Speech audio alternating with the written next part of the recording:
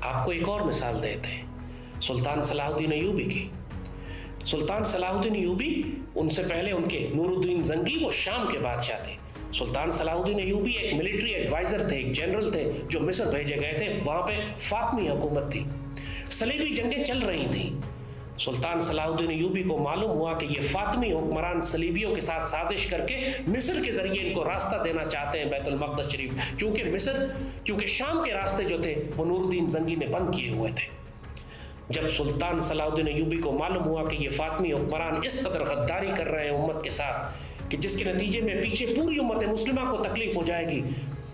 جس کے نتیجے میں پورا مسلمان دنیا خطرے میں پڑ جائے گی، تو انہوں نے مصر میں اس فاطمی حکومت کے خلاف بغاوت کر کے کو کر دیا، اس حکومت کو ہٹا کر مصر کو اپنی سلطنت میں شامل کر لیا،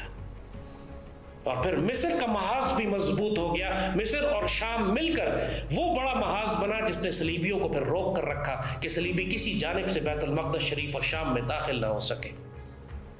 وہاں بھی اللہ نے کام سلطان صلاح الدین ایوبی ایک مسلمان سپہ سالار سے لیا کہ جب اس نے یہ دیکھا کہ امت مسلمہ کے خلاف سازشیں ہو رہی ہیں تو اس نے کسی کا لحاظ نہیں کیا، اس نے آگے بڑھ کر اس غدار اور ناپاک حکومت کو پرے کیا اور اس کو مصر کو اسلامی سلطنت میں داخل کر کے پورے خطے کو سٹیبلائز کر دیا، اس حد تک کہ اس کے بعد بیت المقدس شریف بھی آگے جا کے سلطان صلاح الدین فتح کر سکے۔ اور جب آپ کا انتقال ہوا